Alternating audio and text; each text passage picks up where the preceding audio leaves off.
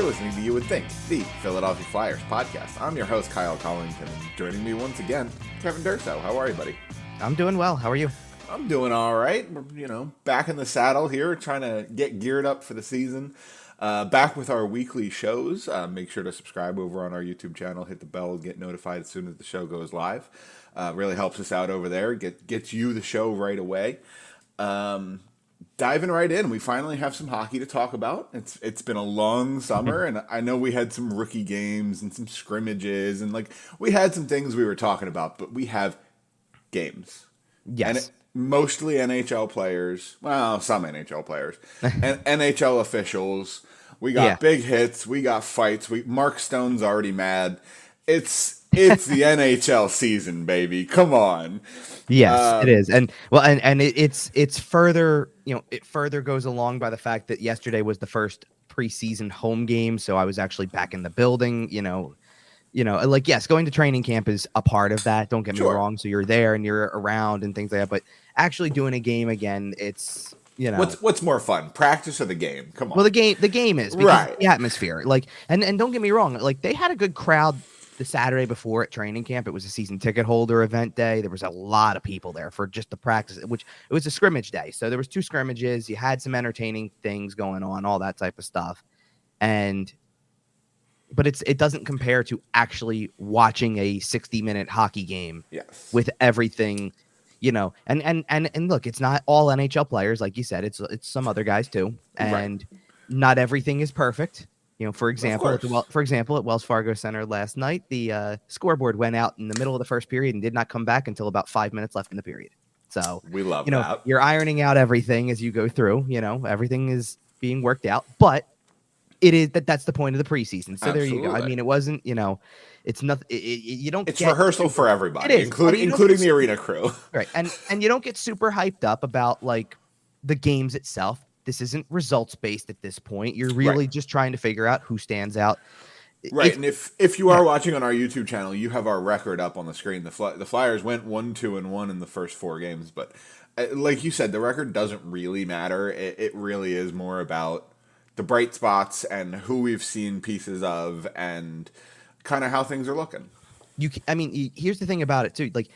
Overall, throughout the course of a season, you care about the team game because that's what wins. And I'm obviously, I'm not talking about where the Flyers are rebuilding wise, but if you're talking contending teams, you care about the sum of the parts, not individuals per se. You want everybody to contribute to get you to where you want to go. The preseason is kind of the opposite. You're looking for individual standouts to an extent, and sometimes pieces. And sometimes that goes hand in hand with, hey, I'm playing this young kid who's 20 years old trying to make the team with 2 guys who are 30 who have been there, done that, and can elevate his game. So sometimes that goes hand in hand, but you really are looking at individuals sometimes, and you're looking at it way more individually than you ever probably would. I mean, look, we track where I'm sitting, we see individual mistakes all the time and we make note of it all the time. But overall, usually the best teams are the ones where we don't point out, look, you can point out maybe this individual took the game over and that's what helped you win, but most of the time it is the sum of the parts. Sure. And I think you got a good example of where a team is trying to go in that first game that the Flyers played in the preseason against New Jersey, because that's a team that threw a bunch of starters into the lineup against a team that was basically extending rookie camp to an extent. Right. And, had just gone through a ton of skating all weekend, scrimmages all weekend, and had to take the ice on Monday. And the Devils are going to be a really good team. I know we're going to talk way more about stuff like this next week when we do season preview, but they're going to be a really good team. And when you put their best against basically tryouts, and in a lot of ways that was the case. I mean, think about it. You can even throw a veteran like Sean Couturier played Monday. He hasn't played in 2 years. It's like a tryout again. He's basically you're feeling a rookie. It out. Right. It's not the same thing as saying, oh, Sean Couturier's in the lineup at per usual. It's not the same at all. So honestly, with where Sean Couturier is at in his career arc, he kind of is like a prospect because he got to prove himself again for sure. When someone doesn't play for 2 years, there is a little bit of that. Well, let's see. Let's see what we got here. Because when a guy hasn't touched the ice since, what was it, December of 2021? So almost 2 years. Pretty much. It's tough to come back, especially when you are 28, 29, 30 during that time frame, right? Exactly. You're And now not 23, 24, 25. Yeah, exactly. So the only downside to a game like that, and by the way, I won't bury the lead here. They lost 6-0 to the Right. They Devils. got pumped. The only downside is the start itself. You don't want to get throttled like that in the preseason because It brings the mood down. Well, in the regular season, what is that? In the regular season, that's a set a match to the tape. We're not watching it game. You've got to have things to take away from preseason games, and you want those games to be mildly competitive because the other team is not throwing the full lineup. They can throw a lot of veterans, but they're not throwing their full lineup yet. So you want to see some competitiveness, and basically to give people an idea, because the game was not televised, it was on a stream, so I watched it or had it at least had it on, because after a certain point, evaluation was out the window with this game. Yeah. They gave up 4 goals in the first 5 minutes and 50 seconds. So it's tough. And it wasn't a great night defensively. It wasn't a great night for Cal Peterson, who got the start and was in net for 5 of the goals, actually, but 4 in that first period barrage that happened, and then 1 more in the second. It was just, so it's one where you throw it out. The other 3 preseason games they played this week, all great, honestly. I mean, there's not much you can look at and say, like, listen, there's stuff that you were able to take away from those games. Yeah, they lost to the Islanders, kind of 2-0. It was 2-1, really, but they didn't score until there was 2 minutes left. So let's be real. They were kind of, again, on the road. You're playing more young guys. They're playing more veterans. You kind of expect the result to not go your way. And to be honest, you got a bunch of really good things. You got good goaltending. Defensively, they played way better. That's why you only gave up 2 goals in the game against the Islanders.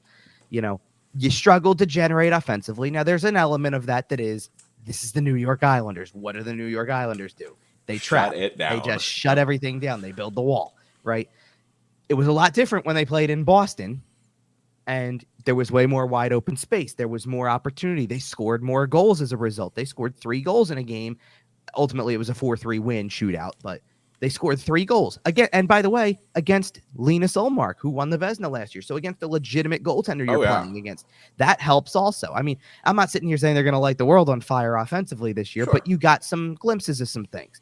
And then same thing with the game on Saturday. They played against the Devils again at home this time.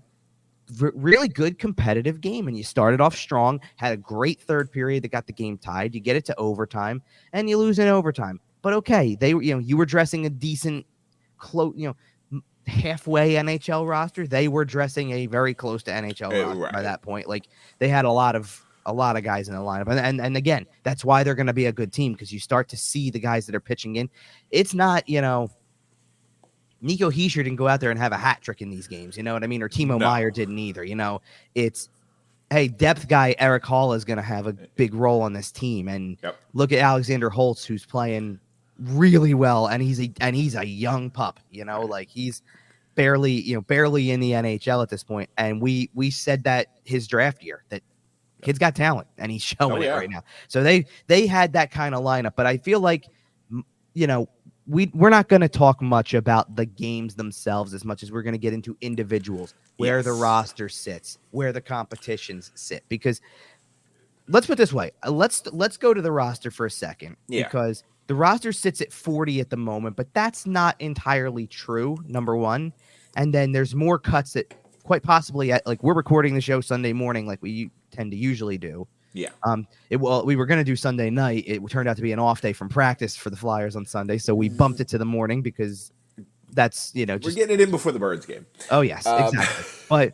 But also, so the roster got cut down to 40. That could very easily go lower on Sunday because Phantoms it's expected to go to roughly 35 at some point. Well, roughly 35, and then again, even that's not completely true, because technically the 40-man roster has 2 injured prospects on it. Right. So that they will not move until healthy, basically. Right. So you can really trim it down, and then actually you can really trim it down by another 2, because currently you're carrying 4 goalies. Now, there is a chance that they carry 3 because you've got really unique situations here. The Cal Peterson situation's weird. No, he's the easiest to figure out. Wow, right. He's just on the NHL roster, probably.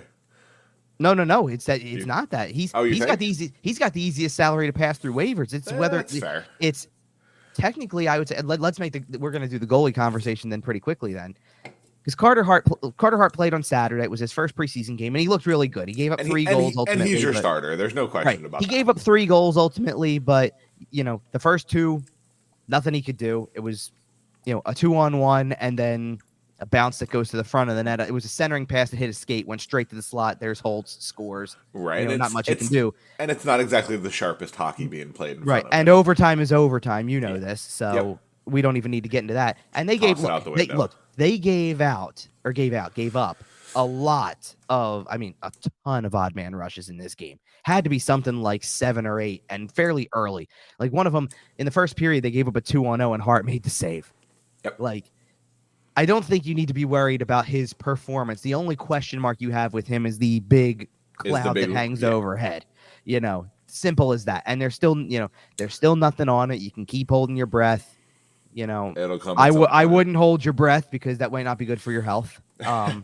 So that's all we got to say on that. Again, it'll come when it comes. So that makes the goaltending thing complicated because, okay, here's the easy solution. The easy solution is that you send Sam Ersson down, whether he's the best guy in the backup competition or not, because he's waiver exempt, and you keep Felix Sandstrom because he's not waiver exempt, and somebody will claim him. Yes. This happens every year, especially right now. Like here's the easy thing, and this is tapping into a little bit of NHL news here, but Tampa Bay needs a goaltender now.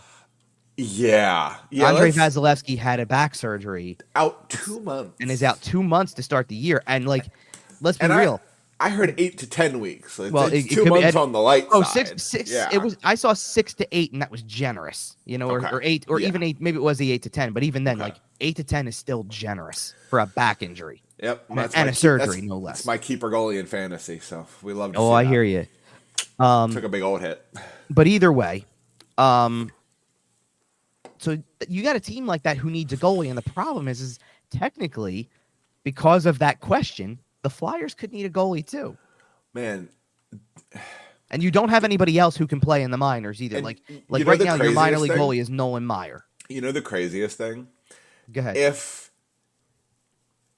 If we had a resolution about the Carter Hart Hockey Canada situation, he'd make a great Tampa Bay Lightning fix. He can play back up to Vasilevsky. He's there if he goes down. His contract's up, so they'll just let him walk. Oh, you're to Tampa. Tampa. No, who's be the backup solution?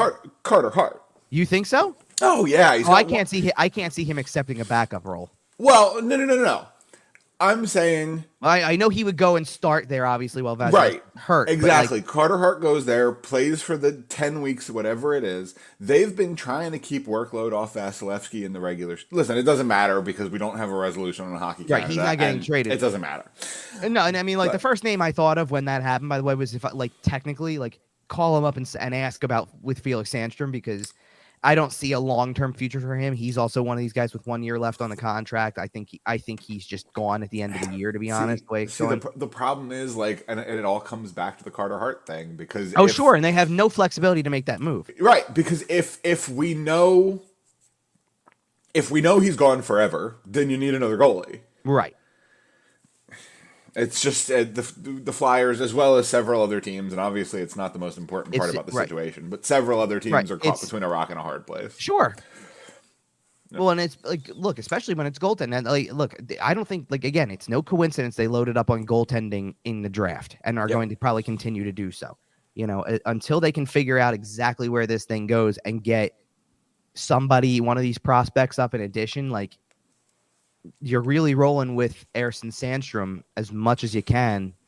I mean, with Hart being your starter for the time being. Yep. And and obviously being able to play well. You just saw it against New Jersey. He can play. Yeah. I mean, he got thrown right into the fire with that one. Odd man rushes all over the place, breakaways. He didn't give up goals on the breakaways.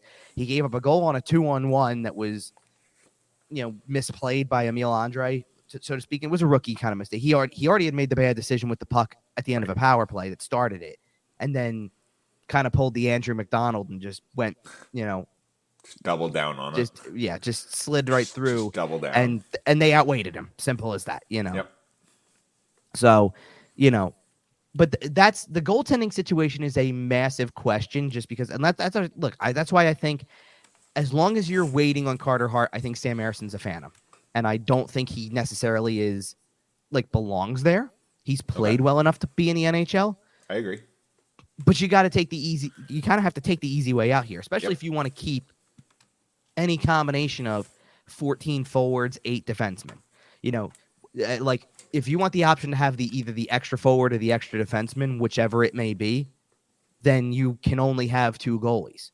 Well, Peterson, you can throw right through waivers and he will clear because no one's taken $5 million in cap. And if they do, you thank them and move on with your day. Sure. Yeah.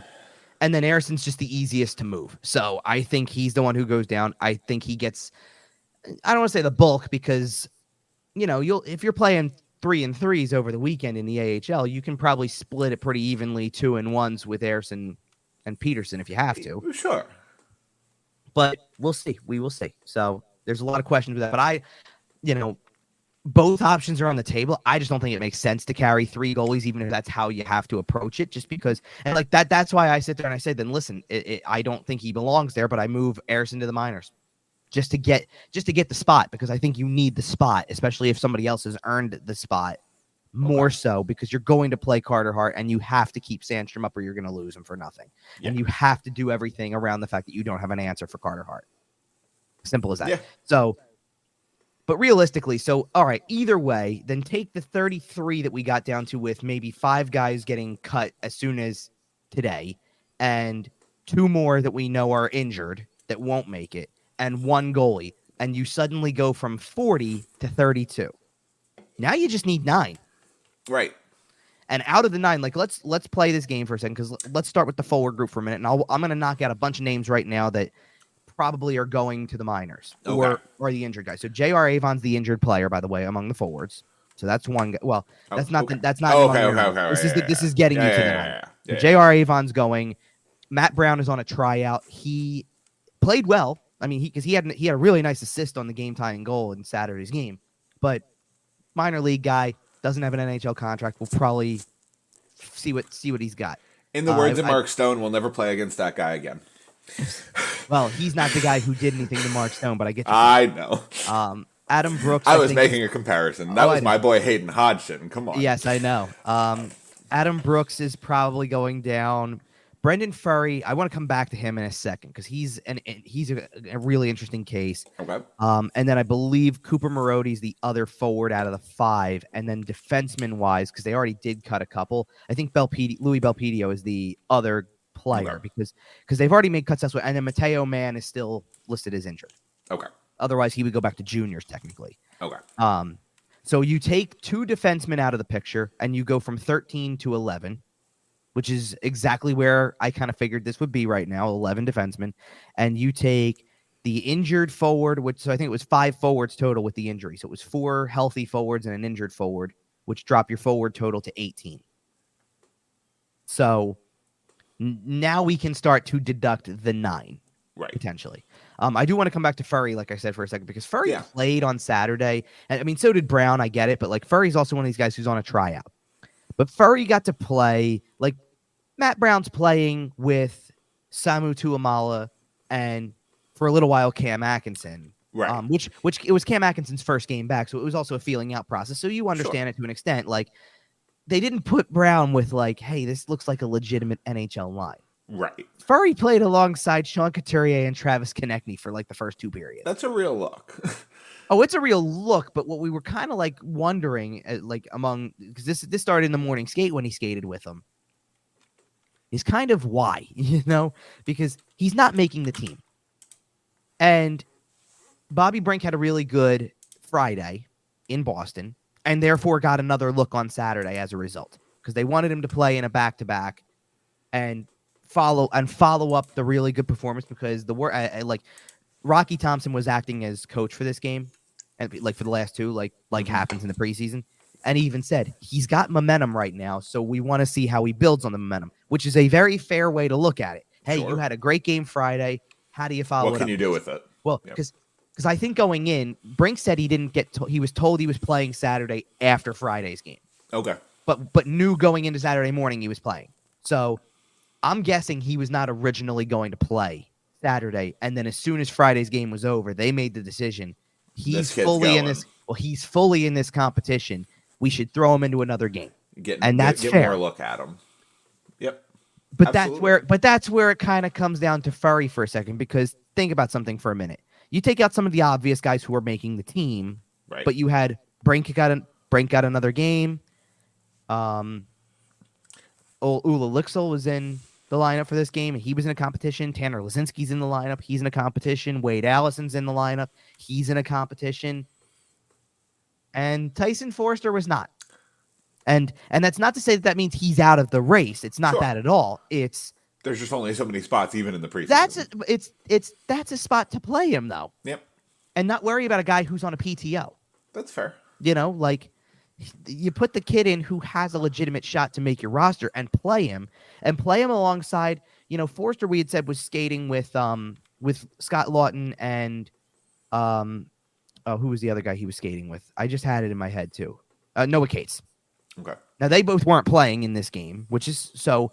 Yes, technically the whole line got the night off, if you will, but you could have still, if you wanted to, thrown Forrester in and said, play on the right side and Konechny will play on the left side.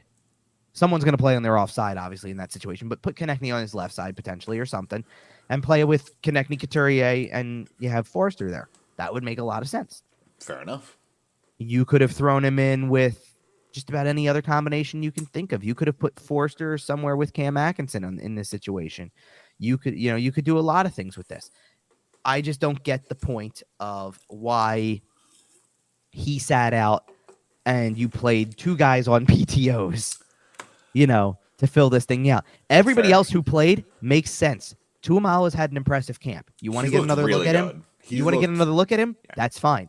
Lazinski and Allison battling for spots. They need to play. Brink needed to play. If you want to see Brink again, I totally get it. Furry's like the guy who comes out because you want to see Brink again.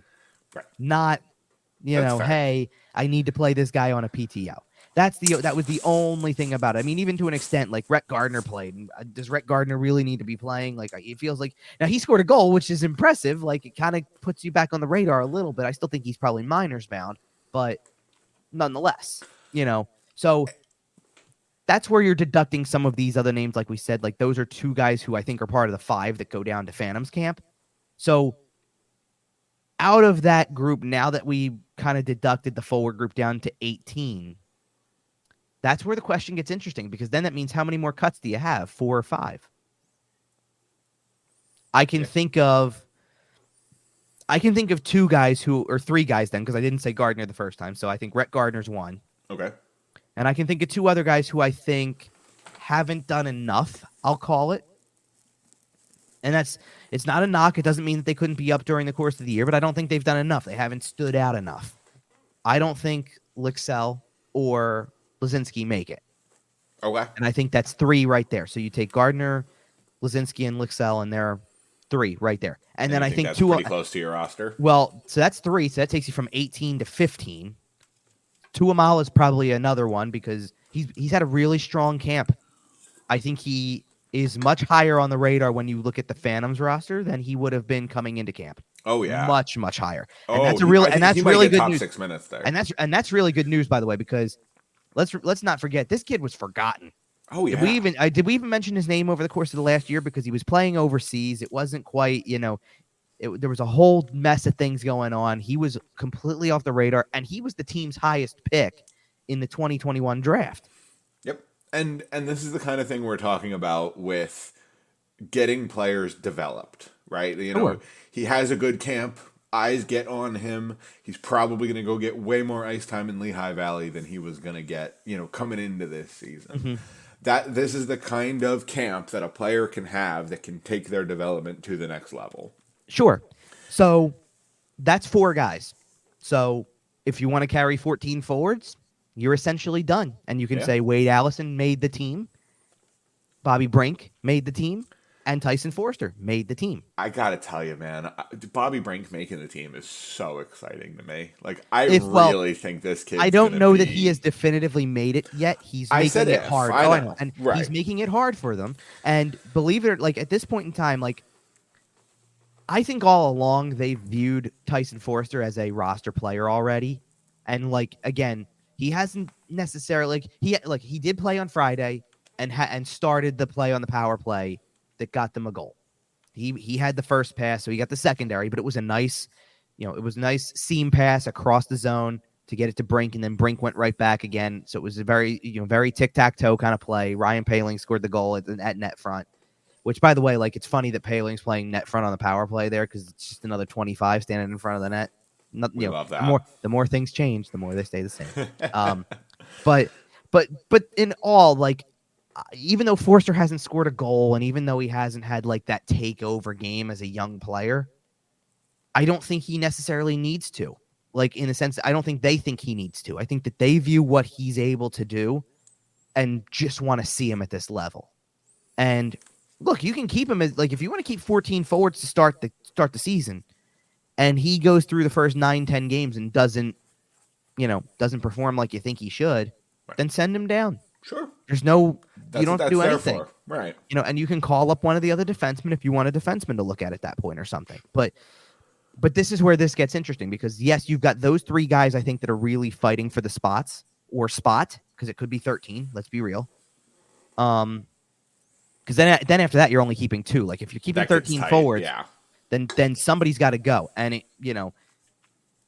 it's really hard because Brink had the really impressive game on Friday, kind of kept it up because he assisted on the first goal, which happened to be Wade Allison, who is also in this conversation. You mean to tell me that Bobby or Brink had a good game in Boston? Wow. I know, it's funny. Wow, it's crazy how that works. I don't know what I liked better. I mean, the shot that he had on the goal itself was great, but the shootout goal was nasty. Oh yeah. I mean, didn't even I don't know, man. Backhand roof is just for some. You got to remember something too. For dirty. somebody who because of what he went through the previous offseason and the injury he had, didn't get to play a lot, or certainly didn't get to play much in terms of like being a forward who he wasn't on the radar to come up at any point right. once he got to the Phantoms, right? I mean, like there was talk that maybe that would happen, but he really needed games straight up, and so he just needed time on the ice. Yeah. When you get to January, February of the NHL season and the AHL season, you're probably paying a little less attention to the AHL unless there's a guy really banging the door down at that point. Yeah. You know what I mean? And you have management's attention for the first 15 or 20 games, and then you kind of fade into you're the minor league team. And to be fair, there was somebody that we were paying attention to in the minor leagues who was banging the door down. It was Forster, though. Yep. So Forster eventually came up in March and played, and that was the guy we were paying attention to. Not Brink, who had just come back from injury and was still still recovering, right? Who was still finding his way. So to actually see him, like you forget the skill level that he does possess because he was this kind of player in college. He could put up points. So you got to wait and see how it fully develops. But he's on the radar again, which is a big deal. Something that we've talked about through most of the last year or so is kind of guys that we have pinned to still be in the organization when the rebuild is complete. Right. Bobby Brink, for me at least, is pinned there. Now, obviously, that's not to say he can't be moved in anything. I'm not, anybody can be moved at the right time for the right piece. But he is a young guy coming up that I do think has the skill level to earn a spot on the team that Danny Briere is assembling for 2026 or whatever it is. Right, but it's to your point, it's a big difference when you sit back and you look and go, okay, even though he had the injury, even though he kind of fell behind a little bit in terms of development because of it, he's 22, and you look at a guy like we're definitely talking about guys like that in that respect. You look at a guy like Morgan Frost who's 24, and you have a different conversation because 2 years down the line when you're 26. Not how much is really going to have changed so far. Right. You're still going to be answering questions. I mean, that's why it's a massive camp for a guy like Wade Allison, because Wade Allison is even more than that. Wade Allison is going to be literally the day of the second game of the season. He turns 26. Yep. That's, now you're probably on your last leg. Tanner Lazinski's in the same boat. Lazinski's already 26. Right. And you're running out of time. And for Brink, it's even a little bit different because he has all that college. He wasn't playing all these games that all these kids coming through juniors and then kind of jumping straight into the AHL or the NHL kind of have. Like he was Right. playing 40 games a year in college. Theoretically, he's even got a little bit less mileage on him, and will hold up a little bit better, obviously. Injury It's really aside. interesting. It is really interesting anymore to go back and look at the roster. And I'm just looking at the forwards at this point. I'm not even looking at defensemen. And I don't even think I get through the first like 7-8 names that are left on the thing and come away with more than like one or two guys that didn't play college. It's crazy. And it's just alphabetical order, but I'm going through. I'm going, Wade Allison did, Cam Atkinson did, Bobby Brink did, Matt Brown on the tryout was a college guy. He went to BU. Noah Cates did, Joel Farabee did, Tanner Lazinski did. I believe Paling was a college guy too. If I'm not mistaken, he was US Met. Chuck Fletcher spent 4 years getting everyone who had ever gone to Boston College on the roster. So I'm not really surprised. No, and like I said, that wasn't even defenseman because defenseman, Adder did. Yep. Like Ronnie Adder did. Cam York did. Yep. Like they got a lot of guys who played college hockey. I tell you, it was that 4 years of the Johnny Gaudreau tampering committee that we ended up not offering him a contract. But whatever, that's a whole different thing. And then you got the goalies, of which none of them did. No. Now the goalies got a different crash course though because half of them came from Europe, right? Well, that's the point. So they played professional in Sweden. Absolutely. That's kind of a crash course on being a professional too, so to speak. Sure, absolutely. So anyway, let's get back to the forwards. We're about to shift gears to defensemen because we've kind of figured this out at this point. 13, 14, there's three guys kind of competing for what we think are, well, either 2 to 3 spots kind of in a way, or not three guys competing because if you're going to put a second extra spot there, then I assume that Lazinski's in the battle still and Lixell's in the battle still, and that's where that goes. But otherwise, like think about something for a minute, and this is kind of not telling, but like it fits the mold of like what they're looking to see. If you didn't overly impress in your preseason games or whatnot, Elliot Desnoyers already got cut. There's still 2 preseason games left, so that tells you how far off the radar he is this year, even compared to last year when he got I think a much longer look. He was in camp for a while last year. He was one of the later cuts, right? Not only that, but like even this year, he was talked about as one of the last guys, potentially. Like a guy who might make the team. If we talked young players, Forster was obviously the headliner among the forwards. Yeah, he's the one who had the breakout Phantom season, right? Well, and then had an 8-game sample in the NHL that really put you on the radar too. Absolutely, because he didn't look out of place. Right. That's the thing. Like Desnoyers played 4 games in the NHL last year, and it's like, yeah, but you didn't like do anything. He looked like a kid trying to find his feet. Right, you looked all right, but like you're not impact player level yet. So you had him, and then I'm trying to figure out. There's one other guy who like, or not one other guy, but it was like between like I kept coming back to it's Forster, Desnoyers, and really like and Brink kind of were the guys who we were talking about among Phantoms guys who were going to really get a long look. And I think going in, I would have had Desnoyers above Brink, and obviously Brink has passed him, and with good reason. He's had better games. Yeah, and Bobby Brink, I will admit I haven't seen a ton of the preseason. The first 2 games were pretty hard to watch.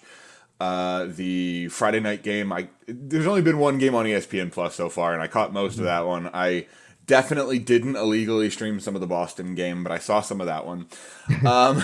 And from what I saw, Bobby Brink has looked really good. And from what I saw on Friday night, he absolutely earned his place in the lineup on Saturday. Sure. I'm not going to sit here and say he's an NHL player because, we led off this show by talking about the fact that it's the preseason and, like, right, we're playing against 30% NHL, talent for the most part. But from what I have seen of him, he looks comfortable. Sure. He looks like he has the talent to get there at some point and stay there for a very long time. Right. Well, and what you have to consider, and I'll start this conversation with the forwards, and then we'll shift it to defensemen because conversation has to be had with both positions. Let's be real. There's this conversation, especially as a rebuilding team, and especially as such a publicly rebuilding team now, that sometimes what gets kind of misconstrued in the definition of rebuilding team is that it just means just play the kids all the time. Right. And you can't do that.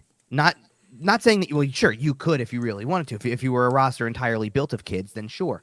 But if you have other veteran players and you're trying to find out not only what works, but you got to be real about something with some of these players, let's start from the bottom up, if you will, for a second, because whether it's 13 or 14 forwards, it doesn't make a difference. You want to start somewhere from the bottom up here. Your fourth line has consistently been Nick Delorier, Ryan Poehling, Garnet Hathaway. And let me tell you something about the last two names I mentioned, because they're both new to the roster, by the way. They actually give you a modestly formidable fourth line. Like, it's a far cry from some of the other guys, because Poehling's fast. He's got a ton of speed. He's been charted as... I believe he was the fastest clock skater in the NHL last year. He's charted as one of the fastest in the league, if not the fastest. I don't know where the rankings I think are. I think he had the single fastest instance. Obviously, Connor McDavid litters the top of that list, but I think he's in the category. Ryan Poehling peaked the highest. Right. But he's in the category, and he had a moment. I think it was because he didn't play on Saturday, so it was in Boston. He chased down a defenseman and got around him, and it was like, okay, that's something that I noticed that, for sure. Like, I noticed you playing that level there. And Garnet Hathaway is Garnet Hathaway. Like, you know what you're getting. Exactly. He's snarly. He'd fit in on the 70s Flyers. He'd fit in on the 90s Flyers. He'd fit in on the 2000s Flyers. It makes sense that he fits in on the 2023 Philadelphia Flyers. He's been a great, I don't know if I mentioned this last week because we talked to him on, I think, the Saturday before. He's just a great interview. Like, he is such a good interview and really knows his place and knows his role and is embracing and accepting veteran leadership really well. And it's a new role for him because he's never really had to be the leader. But we've talked about this before. He's had some pretty good examples. Oh yeah. So a bunch of the guys who were on the other side of the ice on Friday night, he was looking across at some of them. Well, I mean, between Washington and Boston, there was I know. You just mentioned the captains, and that's all you need. Yeah, you can stop you're done the captains. Yeah. Seriously. But either way, so that's your fourth line to this point. So that's three guys right away. Plus, he was basically Tom Wilson's apprentice for the first 4 years of his career. Like, come on. And then you start to build the rest of the forward group, and let's do the definites, if you will. Like, and I want to keep Atkinson out of this for a second as I go down the alphabetical list, because yes, they need they're going to play. We know this, but we know what they're coming back from. So as you go through it, you go Cates, Farabee, Morgan Frost, Travis Konechny, Scott Lawton, Owen Tippett. That's 5 more guys on top of the fourth line I gave you. So now you're at 8, and that doesn't include Couturier and Atkinson. So what happens again? The same competition that you're having, it feels like it's for more than just roster spots. It's for lineup spots to an extent. Absolutely. And the key is you have to have that hard conversation about kind of who comes out. And the problem is you have to play Couturier to see if he has the ability to get back to what he used to be. You have to play Cam Atkinson, not because he's part of the future, but because do you want to trade this guy this year? Off season next year? Well, he's got to play to prove he can play. Right. Well, and that's what I was going to say is that as we as we live in a cap crunch, cost conscious world of the NHL, right? Veterans can be some of your biggest trade pieces because they represent cost certainty. So, I don't think they're going to, but if the Flyers were willing to, they could eat half of Rasmus Ristolainen salary. Now, it's 4 more years, and that's why I don't think they're going to do it. Don't get me wrong. Right. But they could, if they wanted to, eat half his salary. And you can probably get a pretty good return for Rasmus Ristolainen at $2.6 million. Oh, sure. Because you have 4 years left of it. Sure. You can probably get a really, really, really nice return for Rasmus Ristolainen with that sort of cost certainty. Sure. Well, that's why the conversation comes into play, and put it more on the short term here. Atkinson's got 2 years left on his contract. That's why this is a worthy conversation. Very tradable. Now you can't trade him now because he hadn't played in a year. So nobody's taking a guy who they're sitting here going, well, we got to figure out what he is. 10 games in, 20 games in. But you get trade deadline. I think you got to get half a season in.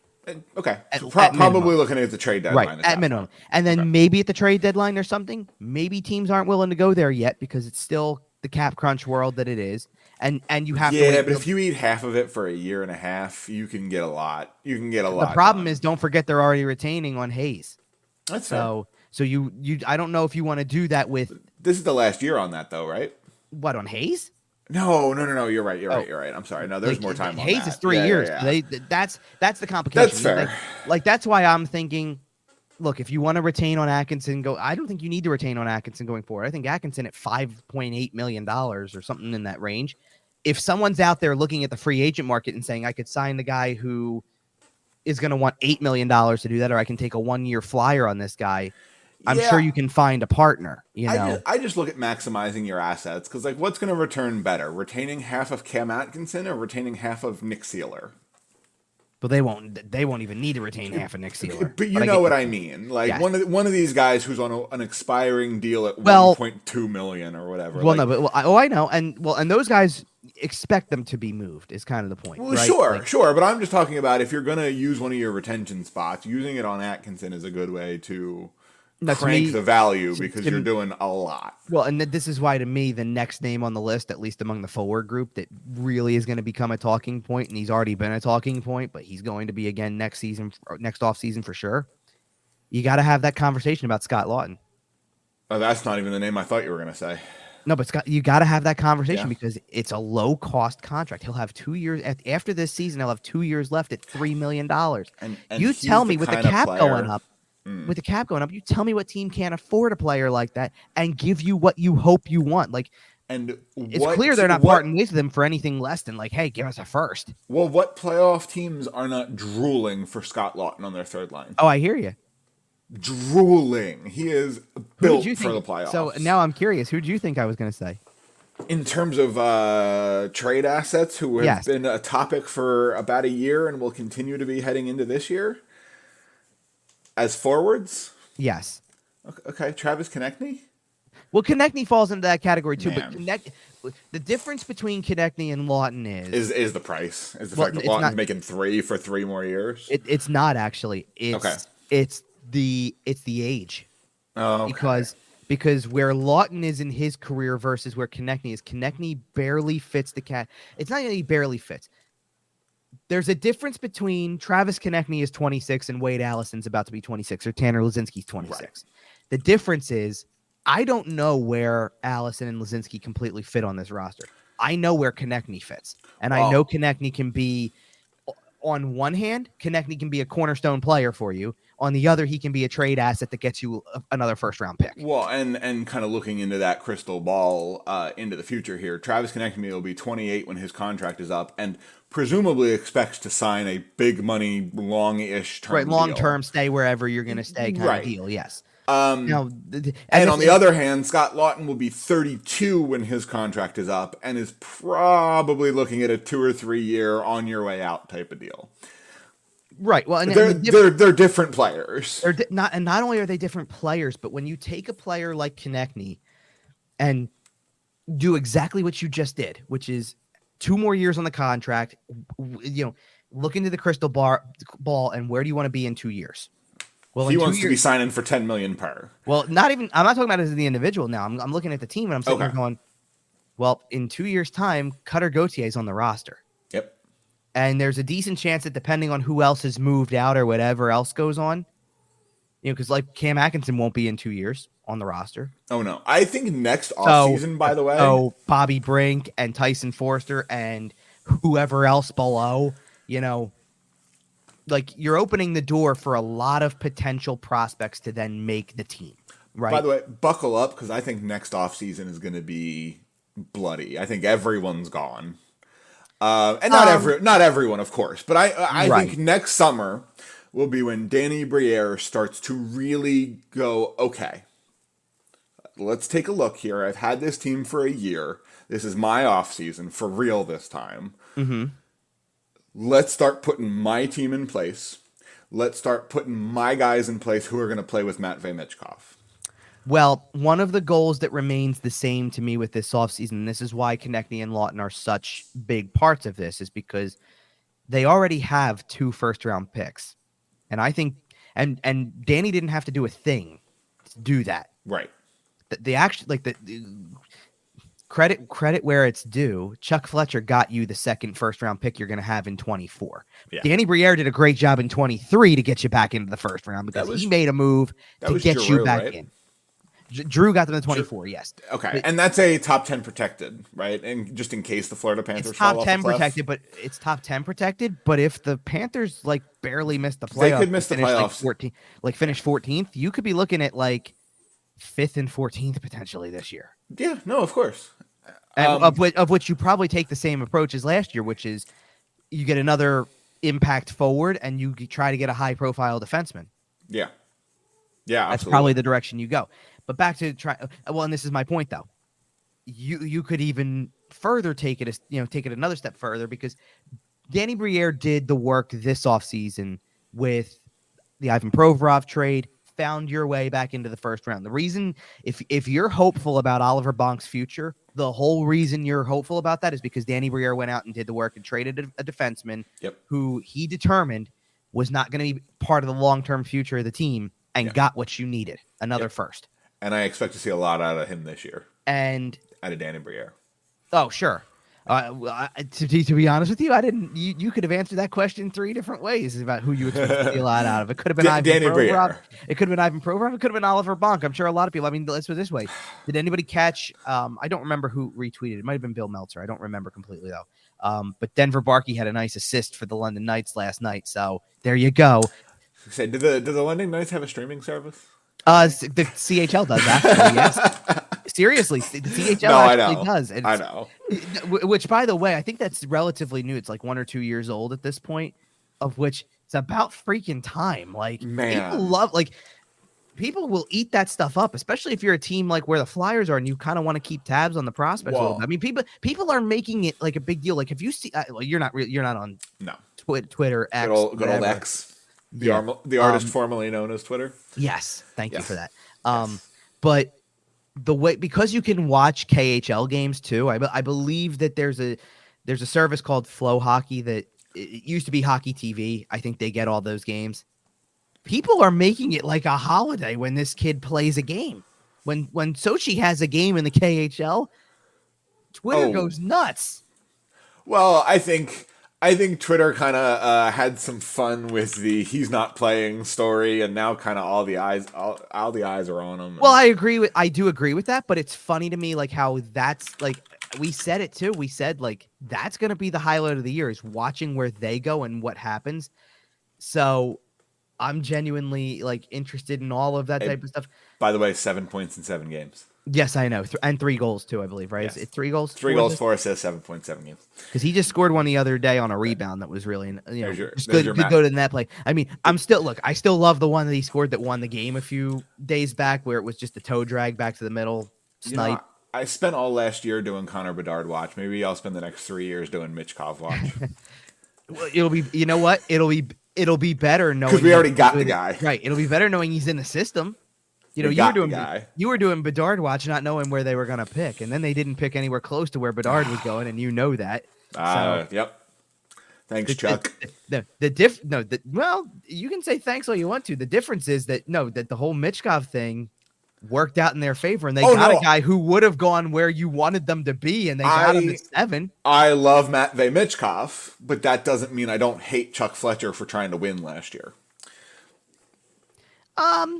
Was he the guy who really tried to win, though? Okay, I mean, listen. I know he's the puppet. I know. No. That's not where I was going with that. You know the reason they finished 7th. It's the same reason why they're not guaranteed to finish 1st this year. I know. It's the goalie's fault. No, it's not. It's the coaches. Well, I mean, that's fair. I will give the goalie some credit. And the anti-tanking committee.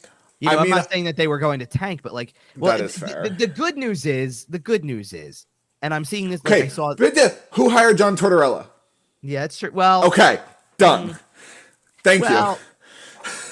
It's still Chuck's fault. Why would you? Why would you hire a win now coach? Hi. Hello. No, I hear you. I'm just. If you're watching the YouTube channel and you can see my face, you know my thoughts on this answer. And my answer. We spent 2 years talking about it. my answers. By the way, okay. Speaking of which, since we're on this, before we actually go to defensemen, because we really need to get to the defensemen. It was a trip to look down at the management box last night. Okay. Just because to look down. Well, first of all, by the way, John Tortorella wasn't coaching the games; he's watching from upstairs, so he's up there to begin with, which he's done before. Yeah. Yeah, but that's not normal. Like it's not 90% of the games he's going to do from down there, including I believe he's doing Monday and Thursday from bench, because it's usually the minor league staff gets the first two, and assistant gets the second two, and then he gets the last two in the preseason. He needs to warm up too. He's got to figure out how to start yelling at officials. You mean coming down from a scrimmage and talking to the team wasn't warming up enough? He's not even on the bench coaching him. He literally stops a scrimmage to come down and give him an earful. Turns out John doesn't need help talking. Yes. But to look down and Danny Briere's not a weird person to see up there. He was already up there last year for a chunk of it. It's just he's now clearly like in a new role formally at this point. But man, it's a trip to see Keith Jones in the management box. That's got to be weird. Like you're used to seeing him milling around the press box, but not with management. Exactly. Yeah. And just it's just weird for him to not be there to like do whatever. It was like as not weird as it is to hear Brian Boucher on a TV call. It was weird not to hear Keith Jones on it. As the first voice. It's gonna be weird one day when you like get up in the middle of an intermission or something like that, and you see just JJ and Jonesy just chit chatting with by the peanut M&Ms. I don't know how much chit chat there really is going on. They kind of they have a lot to do during intermission. You'd be surprised, actually. That's fair. That's fair. No, and in addition, by the way, like speaking of which, in that general area where kind of people pass through or whatever, in addition to those guys, two more faces that you recognize immediately, and you're like, oh yeah, they're going to be here a lot too, because John LeClaire and Patrick Sharp were there last night as well. Love that. So like. Just in general, they actually John LeClaire was walking out last night with when we went downstairs for post game. He was walking out with Nick Schultz. Nice. So John LeClaire, the original Johnny Hockey. Prove me wrong. I mean, he went to college too. So there you go. Good old University of Vermont. All right, let's talk about these defense. But anyway, it is a trip though to see that type of thing. By the way, the post game experience. I don't know if you saw the videos on YouTube. The interview clips at all? A little bit. Okay. Did you catch how the setup kind of looked? Not really. On the post game? Okay, because as I'm sure you are aware, the Wells Fargo Center has undergone a lot of changes over the years, the last handful of years. Well, this offseason's big change was they were basically gutting the event level floor, which is essentially to say back of house, if you will. So locker rooms, all the utilities that players have, media room, you name it, right? Yeah, the locker room's not done yet. Okay, it's the preseason. It's the preseason. It's fine. I know, and the expectation is that the anticipation is that it will be by the time. I wonder if that's why the Flyers started on the road in the preseason to possible. try to give them a little bit more time. It's possible. Well, they didn't use it. Apparently, they didn't use it last night. For God's sakes, there was Do you mean to tell me that construction and labor may have gotten delayed? That never happens ever anywhere ever. Well, I mean, like, how's 95 doing? For real. But like, I mean, for goodness sake, there were speed bikes, exercise bikes in the hallway, and like players were like, I don't even think it was players for the Flyers. I think it was a Devils player even that came through and was using one after the game. That is so funny because I don't think they even have that that amenity set up. Right, they don't have like a training room done yet. So we were, by the way, standing at the very entrance near where the Zamboni tunnel is. Literally, you don't even make it down the hallway to get to the locker room and the press room and all that stuff like that, right? Right. And they had so it's very much the road game setup where they have the backdrop set up. Okay. And they just brought people in. and like 5 players and the coach and the assistant coach acting as head coach. Wow, fair but enough. Still, but like 6 people. So you're standing there for 15, 20 minutes, just right in the doorway as they are as they're trying to wheel the bags out the door for the Devils to get on the bus and, all that type of stuff. You know what I mean? Yeah, that is funny. It's It's a pretty. little, it's a little rinky dink backstage these days. Yeah, Okay. and it's gonna be like that for the next week at least. So you know, you got 2 more preseason games like that, and then they're starting the season on the road too, which maybe is by design as well, as you Yeah, right. mentioned. You know, all right, defensemen, Defenseman. competitions, defensemen. So Um, the locked spots. Let's just knock that out of the way. well, Travis yeah, Travis go ahead. Sanheim's making the roster. Yep, Rasmus Ristolainen's making the roster. yep, Cam York's making the roster. yep. Mark Stahl, Nick Seeler probably making the roster. Oh, definitely. Okay. I think that's the end of the definites list. No. Is that fair to say? It is. Sean Walker's an interesting case. I think he's probably. I'd say he's in just because. But I think it's more of a pencil with, sure. Sean Walker. Well, here, think about something for a second, okay? Ristolainen, Sanheim, Steeler, Stahl, Walker, York. Just those 6. Consider them, not that I'm saying that's the way it's going to be fully, but consider them your top 6 at the moment. Just because they're like the guys who I feel like are locked in for sure. Igor Zamula is one of the most interesting candidates on this thing because he's not waiver exempt anymore. Right. Now, something that's very interesting about him is that Zamula put on 20 pounds of muscle in the offseason, so he looks bigger. He's playing a little bit more physical, which helps.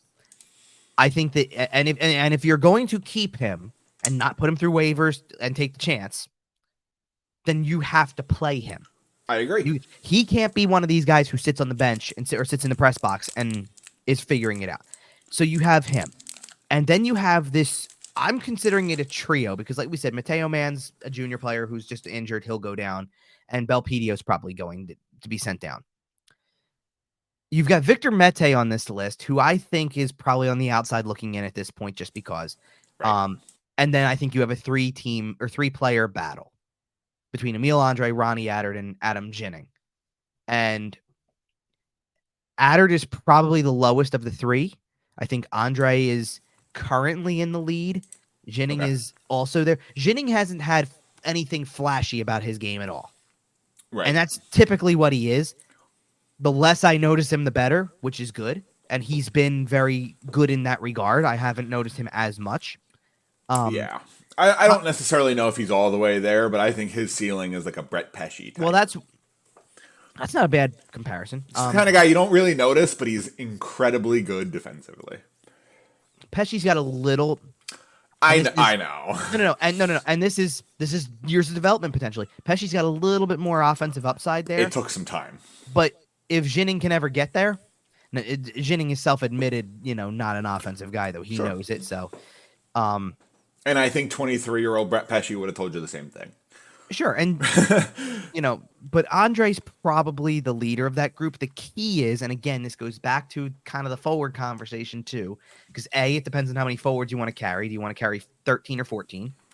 Which would change the answer of how many defensemen you want to carry, because realistically speaking, you're already carrying 7 defensemen. Well, and that's if you're not carrying 3 goalies. There's a lot going on with this roster. Well, that's a very fair point, too, because what if you do have to carry 3 goalies? Great point. The biggest thing about, look, Emil Andre may be ready to play in the NHL. He may be. He has some moments. There's going to be a lot of give and take. If they feel he's ready, they feel he's ready. He's definitely close. He's definitely making his NHL debut at some point this season. Yes. Based on everything I've seen, he'll be up at some point. Whether it's the start of the season or not, I don't know. It's very close. And one of the big keys with him is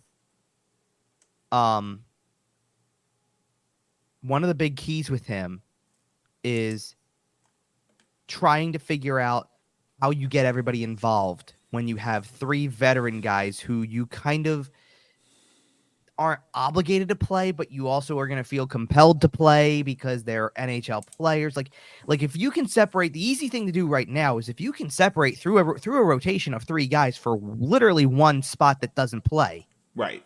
Then you can easily put Zamula in with York, not Absolutely. next to him, obviously. I'm not saying like that, but into the lineup. But you're going to play Sanheim Ristolainen every night. You're going to try, you should play York and Zamula every night.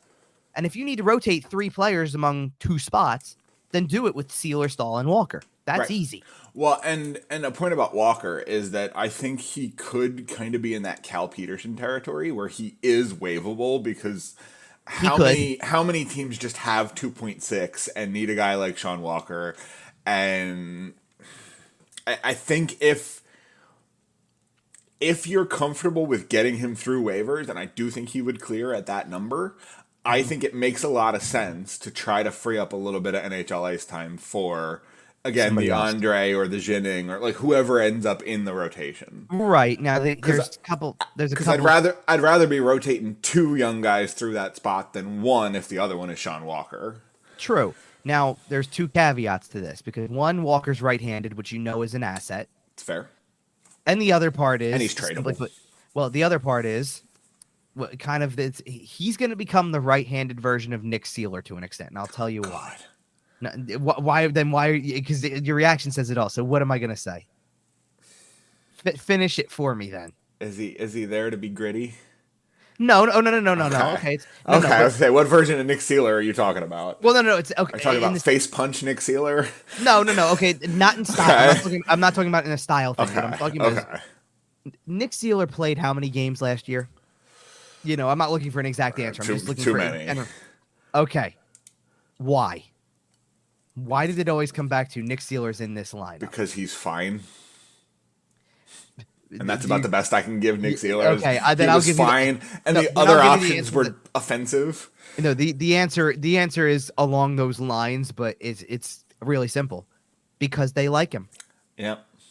And I'm going to tell you right now, Sean Walker's going to fall into this category of they like him. I know. And I know. Sean Walker has John Tortorella written all over him. Well, because Tortorella said something about it. The word is that Keith Jones likes him a lot. All right. We'll see. He's still a short term for the lineup guy because, again, you took him on with cap. Right. And he's got 1 year left. Right. And that's one, by the way, since he does have 1 year left, you can trade that and it only uses your retention spot for this upcoming season. But I want you to think about something when it comes to this. And this is the conversation that comes up when you have multiple defensemen, young defensemen you want to play in the lineup. If you like Sean Walker and Walker's going to have a spot, right? If he's going to have a spot and Sealer's kind of got a spot and you have these other guys who fit into the picture, then what'd you go out and sign Mark Stahl for to an extent? I think to potentially block somebody. You know what I mean? Well, I think Mark Stahl is there as a rotation guy, like a low-level rotation guy. But I think he's your 8 or 9. I don't think you're going further than 8 at one time. So I think even if you're carrying 8, if one guy gets hurt, that's fine. You're 7 steps in. If another guy gets hurt, you call somebody up before you put Mark Stahl in. I don't. No, they're going to play him. They're going to play him. Yeah, I know. Probably too much. Well, no, I don't know because at least with Stahl, they said Tortorella said he knows he's not going to play. He told him he's not going to play every game. Well, and the I don't get that impression from Sealer or Walker. You know what I mean? And the other thing is, and I still am adjusting my brain to this. If John Tortorella plays him quote too much, that's probably a good thing because it will lead to the team performing poorly. It's probably a good thing. Well, this is the thing, right? Emil Andre, you're going to deal with the give and take of being a young player who's still learning certain things. He had some great moments in that preseason game on Saturday. He had some bad ones. Right, and he's going to have a learning curve. And he's going to have to learn, and he's going to have to figure it all out. But he's right there, and he's a guy you get excited about seeing go through the mistakes. Nobody wants to sit there and watch Mark Stahl make mistakes for 50 to 60 to 70 games a year. Nobody wants to do that. Now, they probably won't have to because if you trade him at the deadline, you've got an answer there. But you know what I mean. If Danny Briere becomes the 3rd straight defenseman to sign a bad defenseman to 5x5, I swear. I don't think they're thinking that with Mark Stahl. Okay. If they're really smart about this, and they have a few months to figure it out, let's be real about this. You can get to the deadline with Sealer, Stahl, and Walker all on 1-year deals and potentially be willing to trade any and all of them. Right. At that point, the kids come up and play the last 20. The minor league season dictates that Zamula is a good fit and Andre has emerged and maybe Jinning or Adert is now part of this picture, you could do that with all of them. You really could. The question just becomes, how do you do that in the beginning? Because I wouldn't want Emil Andre on the Flyers roster this year, even if he's ready for it, if he's just going to sit behind the combination of Sealer, Stahl, and Walker. Absolutely not. I agree with you. Like you're already asking that question with Zamula to begin with. I don't even want to have that question if it's with Andre too. And that's what makes it complicated, because if you carry 8, then what you're saying is on any given night, you have to sit 2 of them. Yep. And are you going to have, the mindset to sit 2 of Sealer, Stahl, and Walker on a nightly basis? And if the answer is no, then don't let a kid make the roster and let it just be Zamula. And then you have 2 spots that you can figure out and one guy sits. And I think that makes a lot more sense than the other way around. And that's the hard part, because I think Andre's giving him a fight here. Oh yeah, absolutely. Maybe He's more of a fight. Difficult. Maybe more of a fight than they anticipated, which is why they went out and signed a Mark Stahl. Maybe in their heads, Zamula was the only guy, and it's easy to work around that. Like, you needed a guy who, you have a reason to, there's a reason that there can be benefits to, hey, Mark Stahl plays next to Igor Zamula for the year. Right. You know what I mean? Or Cam York plays with Sean Walker or whatever. You know what I mean? Like, there's a reason that can work and help kids grow, because the kid gets to play every night at least. Right. If you then bring an 8th guy into the mix, and now you've got 3 veterans who shouldn't be playing every night, and three kids who should, and maybe they already understand this with York. That's easy. And sure, one of the other answers to this is an injury can clear up a lot of this if it happens. Of course. But you don't want guys to get hurt either. No. Like at the end of the day, you don't want, like, Cam York hasn't been able to play for the last couple of days because he's been dealing with a little bit of a nagging injury. Right. You don't want that. You don't want that to be the reason that the situation gets cleared up. You want to know the answer. You want to have them play and have somebody else be the reason that it doesn't happen. Sure. And this season, and something I'll be paying attention to as we move through this season, is this is our first season with the new leadership, the collective, the brain trust, right? Sure. Obviously minus Val Camillo, but you have, working your way up, you have Tortorella, you have Briere, you have Jones, you have Dan Hilferty up top. Sure. And Hilferty was there once again on Saturday. So this is the first season with that really fully installed at the start of things. Right. And this season is how we're going to kind of start to figure out. Right. How much are they trying to win? Like on a night-to-night basis, right? How much influence does Danny Briere have over daily roster decisions, right? Is he telling you to play the kids? These are kind of things that we're going to be seeing as the season goes on, and it'll be interesting to see that little tug of war, that little rope. Yeah. And we'll see. I mean, the defenseman conversation is a really important one because of the fact that is your ultimate determining factor of what you're trying to do. Because if you're sitting here playing Mark Stahl as much as they could, or playing Nick Sealer over Igor Zamula, for example, then you're doing it backwards, because then you're sitting here saying that you're not committed to developing the kids as much, and you're playing guys who have 1-year contracts who aren't part of the future. If you do the right thing, and part of the, listen, doing the right thing does not mean that those other guys don't get to play. Sure. It just means play the kids. Well, it just means play them in the right situations, which means if you're not convinced Emil Andre is an every night player, then send him to the minors and let him play 25 minutes a night on the top pairing there and build up to that point, instead of bringing him up because you liked his training camp and preseason and making it seem like you're rewarding him by giving him a roster spot and then saying, well, you got stuff to learn. We're going to sit you upstairs, watch Nick Sealer tonight. That's not solving your problem. So correct. That's how you're going to know that everybody's really on board. Like, even when it comes down to back to the forwards for a second, even when it comes down to Atkinson, Couturier for a second, Sean Couturier is not in a place yet, after having not played for 2 years, shocker, I know, is not in a place yet where he's number 1 center material. He's not going to be playing 24 minutes a night to start the season. And he shouldn't be. So who should? The same guy as last year. Yep. Noah Cates should get the number 1 center role. Probably. To start with. You just need to do the things that are right for the situation, meaning keep going on down that path. Playing Noah Cates the way you did, elevating Owen Tippett at the end of the year and giving him a ton of playing time, getting Tyson Forster in there and playing him in situations that benefit his game, that's all going to matter. And if Bobby Brink is doing the same thing, then that will matter. But you can't look at the roster at the end of the day and say, we got 13 forwards and the guy who's going to sit is Bobby Brink. Yeah, there's no It shot. can't be. It can't. Not consistently. Obviously, we've talked before about a guy sitting in the bench or sitting in the box for a game or two interspersed is a good opportunity to see the game from different. And I'm not going to freak out over I'm not going to freak out over the first game that happens for anybody who's younger. Or even if there's Morgan multiple, even if there's a little bit, I don't want to call it a rotation, but even if there's it's your turn to sit, and we'll be back in a couple of weeks. And it'll be your turn to sit again. But perfect example is if you're carrying 13 forwards, let's just say, and somebody you would have to make serious differences to what we had talked about for this, but But then make Rhett Gardner your 13th forward if the intention is that the 12 are going to play every night and he's there as relief. Right. Let the other guys below him go play in the minors and actually get. But if you actually are insistent upon and that's going to be the complicated part is that if management has input on the lineup in the same way Tortorella does,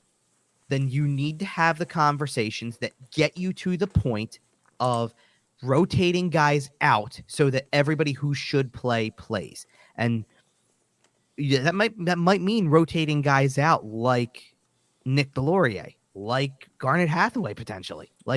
I know it's not what Hathaway necessarily signed for, but that's the deal, baby. You signed up for a bad team. But maybe one of the answers is you sit out Cam Atkinson for a night while he's kind of getting his feet back under him. Sure. He may not like it, but he's not going to be part of this team in 2 years. You need to play Atkinson to show that he's got something left in the tank, obviously, if you're going to try to move him, but you also don't need to play him every night to do that. I mean, you had the ability to, if you can move a guy like Justin Braun playing 50 games a year, then you can play Cam Atkinson for 50 and rotate him in and out if you want to put Sandpaper in your lineup with Delorier Hathaway. Sure. Well, and I just took a brief look at the schedule, and obviously this is something we'll talk a little bit more about on next week's season preview show. Sure. But once the Flyers season starts, they play a lot of hockey in October. The first game isn't until the 12th, and they play 6 or 7 games in October. They start jamming them in. I expect Sean Couturier to need at least 1 or 2 of those games off, and same with Cam Atkinson. And maybe not off, but games where the expectations are adjusted because those guys are going to be tired. Well, imagine the first time they go to play in a back-to-back, a legitimate back-to-back. Right. Well, and I did look through, and there aren't any in October, so that is good that they have at least a couple of weeks to kind of get their feet under them. They do have time. That's true. Right. Correct. One other thing I did want to mention that it may make the roster situation a little more complicated. Mm-hmm. Have you heard the rumors, mostly from Elliot Friedman, that the Flyers may be involved in a transaction with the Ottawa Senators? Sure, I heard it. The Ottawa Senators, just to clear it up for people that might not have heard, is the Ottawa Senators need to clear up some room because they are attempting to sign Shane Pinto, their young third-line center. He's currently without a contract. He's a restricted free agent. They're currently sitting right around the cap, so they're looking to free up some money. Yep. The rumored piece coming to Philadelphia would be Matthew Joseph, who is about to enter the second year of a 4-year deal, so he's got 3 years left at just a hair under $3 million. Yeah, it's over 2. It's 2.95. 2.95. Just a hair under 3. All right. And he's a pretty medium player. Kevin, what have you heard? Anything? A lot that's probably much ado about nothing, but here's kind of where this is at. So when this originated, the idea was that there was possibility of a trade on the table if they couldn't sign Pinto. Right. That they were going to trade him. Well, that they were going to trade him, and that the piece that the Flyers would have to give up would be along the lines of a Morgan Frost type. That was the initial discussion. Ooh, I would do that, honestly. Well, yeah, but then you're getting kind of two relatively similar players, and you just signed Frost. It's a change of scenery deal, right? It would be, but I don't know. Pinto would fall into the category of another guy who kind of falls more bottom 6-ish to an extent, and it's okay, you don't need to go out there and do that. I think he'll end up as a really good third line center. Sure, but then you're still wondering what kind of ceiling Frost has to an extent, and can he build on last season? So I don't know if that ever went too far. Then it shifted to about being a salary dump because Ottawa doesn't want to trade Pinto. They want to keep him. They want to be able to sign him. So now it became a thing about a salary dump, of which if Matthew Joseph was going to go to the Flyers in a salary dump type move, the return was going to have to involve also a first-round pick or first-round equivalent. Man. And the name that I had heard, now listen, you can think of a bunch of first-round equivalents, which right. Now first-round equivalent, as I'm sure you've deducted, comes down to basically recent first-round pick. Right. Man, now you can deduct some of them. Now there's one I would take hands down over the other. He's not available. Obviously. Hi. Like, so who is the guy who I would take? Because we know a lot of the Ottawa Senators first round picks recently. The name is probably Vitaly Abramov, to be honest with you. No, the name that I kept, the name that was talked about a little bit, and I'm not saying this was done in trade conversation, but the name that was floated around, like in terms of what they should look for, was Ridley Gregg. Oh, I thought you were going to say Zach McEwen. Okay. No, he is in Ottawa. Ridley Gregg is a great little name, and that is the player that I would sit there and say, oh yeah, I would target that for sure as a first round equivalent. The name that the Flyers were interested in, and the name that was much more likely to be part of this if it came down to it, was Tyler Boucher. Okay. Who just happens to be the son of the new Flyers TV broadcast. Just happens to be. Just happens. But in all seriousness, the Flyers have never had any nepotism in their organization ever, no matter what. No matter what anyone tells you. But beyond that point, and beyond the joking, like all joking aside, beyond that, first of all, I don't know if the longer it goes, the less likely it is because then you're too close to the season. Like you're just too close to the start of the regular season to really do something like this. Right. And so unless we really hear there's traction by Tuesday. Yeah, you say that, but how often unless do this trades is a happen deal 10 that or happens 15 games into the season? Well, I wouldn't rule it out, right. But they want to get Pinto signed is the thing. Like they want to get Pinto. That's on why I'm the saying ice. that. Yes, like that's why I'm saying like I don't think the Flyers are sitting like because again, if it was as easy as we'll take on the contract and just give us a first round equivalent, right? If Ottawa was fine with it, then the deal would have already been done. So obviously, the first round equivalent thing is probably a sticking point here, and as long as it is, then you're on a timeline for this, right? Because you're trying to sign a guy under the wire to get him on your roster for the season, right? Well, and the great news is from the Flyers end of things is they have literally all of the leverage. They have the cap space. They're the ones taking the asset. Ottawa's the one who has to move the money and sign the player. The Flyers can just kind of hold firm, and if they give you a first round pick, great. And if not, okay, we're good. We're chilling. We're fine. We're gonna be bad anyway. I know. So yeah, it kind of works out. I just kind of wanted to hear your thoughts about it, but no, I hadn't heard the addition of a first round equivalent. That is.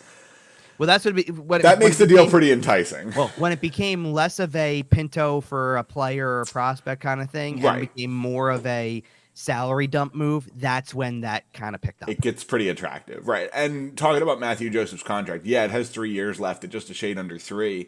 We've talked about the fact that the Flyers don't really care for the next 2 years, and then that third year, the fourth year of the contract total, is the last year, so it's super movable. You can eat half if you really need to. The salary cap will have gone up by then, making the $4 million kind of a little bit less significant. Right. Overall, should this trade go through, and let's just say it's Joseph and a high-end prospect, even if it doesn't end up as a first-round equivalent, even if it ends up as a high-end, whatever. Exactly. That is still just a free asset for the Philadelphia Flyers because they don't need the cap space for the next 3 years other than to weaponize it via trade.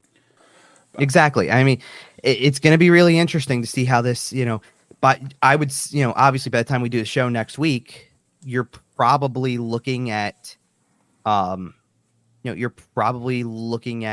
most of the roster decisions being made. Yep. It's very close at this point. I mean, and you're kind of winding, you're already winding down on a lot of this, and 2 more games to go, and Absolutely. we're trying to figure everything out. So as you're trying to figure everything out, like. And speaking of winding down, I think that's a good place for us to wind the show down. Oh yes, like you said, we got 2 preseason games left. We will be back next week with our full NHL season preview. We'll have division winners for each division, maybe some playoff matchups. We'll talk about that. We'll have division winners for each division. We'll have a little bit of a breakdown of the Metro, where the Flyers are at. We'll kind of play it by ear. And yep. Other than that, check out the show on your social medias. Subscribe on YouTube, hit the like button, etc. We're at YWT Podcast pretty much everywhere we can be. Find us everywhere you find your podcasts, including sportstalkphilly.com. And Kevin, we're just like, I know I said we're back last week, but now we're really kind of just about back. Like we're getting there. We got basically one more week till the season starts. I know that you're not like a huge social media guy. Yeah. For the Twitter post and the Instagram post that I did because you saw the one on Facebook of me saying I'm back in the box, all that stuff, right? For the other ones though, I did use "We Are Back." So because it just felt like I that energy was going through me at that moment. It's like, yeah, we're back, and I'm sure because you could see it obviously, like the picture I take, it shows my credential first, honestly, right. But the over the top where you can see the rink, you can see the design, the center ice looking the way that it did. It's it looks good. Tradition, like as they say, nature is healing. Well, tradition is very healing. Isn't the double logo's back, baby. Double logo, the symmetry of Wells Fargo, and it was very nice. It was very nice. And about 10 days after this episode releases, we'll have it for real. Oh, I cannot wait. Not quite on home ice yet, but yes. Oh, we'll be there soon. For real games, yes. All right. We'll be back next week. Full season preview. Until then, see ya.